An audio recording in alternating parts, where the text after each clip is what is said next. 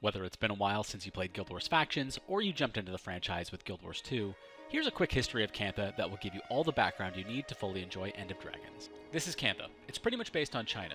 In End of Dragons, we'll be visiting Xingjie Island, New Kaineng City, Echo Vault Wilds, and the Jade Sea. Quick rundown on the history of these maps. Xingjie was a farming and fishing island, where new factions characters started. The Tengu were native inhabitants here until the humans forcibly relocated them. Kaineng City is the capital of the Dragon Empire and covered a huge part of the mainland. It used to be rife with criminal gangs, including the Jade Brotherhood. The Echo Vault Forest was home to the Kurziks. It was turned to stone by Shiro and has been regrowing over the past 200 years. The Jade Sea was home to the Luxon Armada.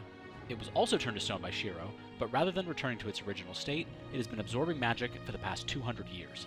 Now let's talk about the important characters and factions that we might see references to in End of Dragons. This is Shiro.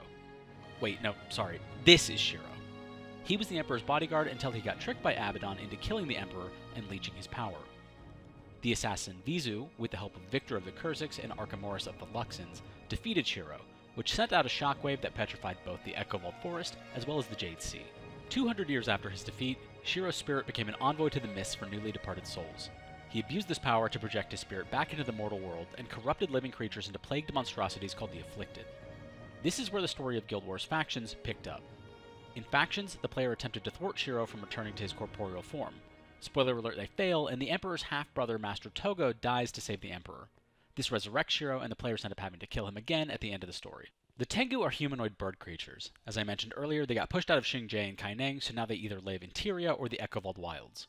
The strongly religious Kurziks relied on amber from the forest to create weapons and armor.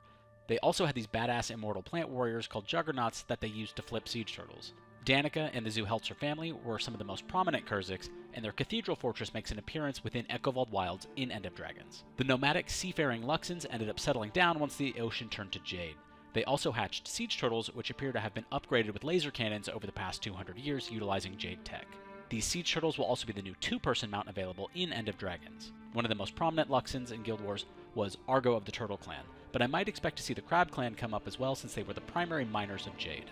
Even after Shiro's death, some Afflicted remained within Kaineng. To eradicate them, Minister Raiko established the Ministry of Purity. While well-intentioned at first, within 50 years the ministry became a fascist organization under Emperor Usoku, who annexed the Kurziks and Luxons back into the Empire and drove out the Tengu. This is Kunavang. In Factions, the players free her from Shiro's corruption, and she provides them with celestial abilities. She's one of many Salt Spray dragons, which are entirely different than the Elder Dragons that we've encountered in Guild Wars 2.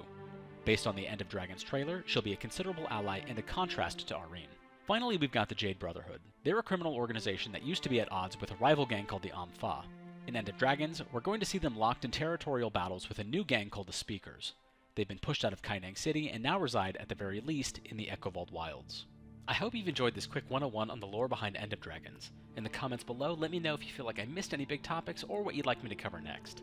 Like and subscribe for more history as we learn more about the content in End of Dragons.